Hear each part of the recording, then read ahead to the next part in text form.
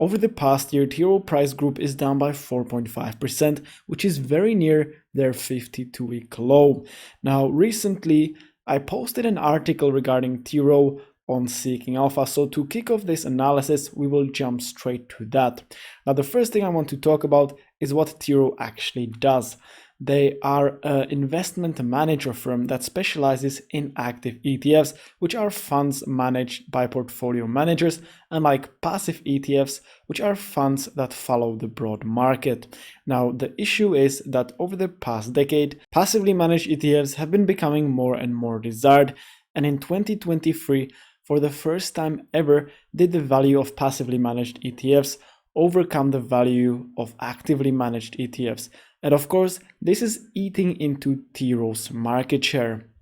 Now, the reason behind why I gave this company a buy rating is the current broad market's overvaluation, which in my opinion will have many investors flock back to actively managed ETFs as they do not want to risk the downfall of the broad market. Now, to value this company further, we will jump to my stock valuation spreadsheet, where as you can see, the 9-pillar analysis gives us a rating of 9 out of 9. TROW is a 9-pillar company, everything is sitting in the green. Now, the first thing I want to point out, as always, is the 5-year P ratio, which is sitting at only 15.74. But if I zoom in to pillar 1, you can see that actually currently it is sitting at only 11.54, which is lower than the 5-year average and lower than the average stock PE ratio, which means that compared to the net income TROW brings in, they would be considered undervalued.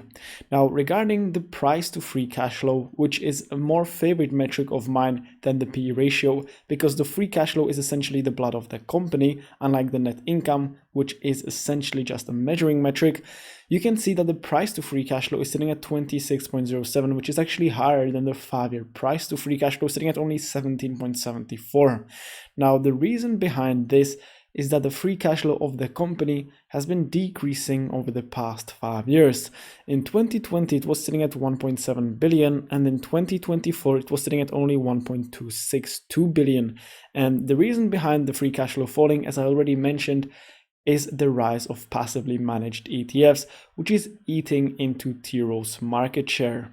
Now, not only has the free cash flow been decreasing, but the net income of the company has been decreasing as well, and their revenue hasn't been growing that much at all, growing by only about 800 million over the past 5 years.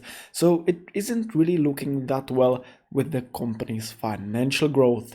Now, to add to that, we can have a look at the 5-year profit margin, which is sitting at 31.12%. But if I zoom in closer, you can see that over the past 5 years, it has been decreasing. And that is the same case with the return on invested capital, which has decreased from 23% all the way down to 13% in 2024. Now, something I do want to point out is that from 2022, the return on invested capital has actually started increasing.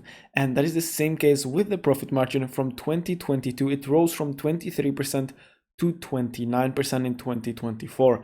And when we zoom into pillar 4, that is the net income, you can see again that from 2022, it has increased from 1.5 billion to 2.1 billion in 2024. So it seems like over the past 3 years, the company has been recovering. Now, as TROW is a dividend company, I want to have a look at their dividends. Their 5-year dividend CAGR is sitting at 8.60%, but as you can see, their dividend growth has been decreasing over the past few years. In 2021, they raised their dividends by 20%, and in 2024, they raised them by only 1.64%. And to add to that, when I scroll down, you can see that their free cash flow payout ratio has actually been above 100% in 2023, which means that they went into debt to pay out their dividends. And in 2024, it was sitting very near 100%, sitting at 90%. This is something I don't really like, and I really hope that TROW will be able to push their free cash flow payout ratio down. Now, what calms me down about the situation is the company's low long-term liabilities, which are sitting at only about $1.3 billion. And if I scroll down, you can see that the current ratio for most of the past 5 years has been sitting above 6, which means that the company has much more money, 6 times more money in their total assets than what they have in their liabilities. But now that we have gone through the 9-pillar analysis, and it does seem that TROW has been recovering over the past 3 years, with their balance sheet looking nice and healthy, let's calculate the company's intrinsic value. So jumping to the Graham's formula revised, I will plug in the 5-year EPS growth at 4.67% yearly and get an intrinsic value of $121.18, which is 16% higher than the current trading price. For the discounted cash flow model, I will plug in the free cash flow growth into the future year over year at 6.3% and the discount rate at 8.12% and get an intrinsic value of $139.72, again higher than the current trading price. Now for the multiples valuation, I will compare Rowe Price to 3 of its competitors.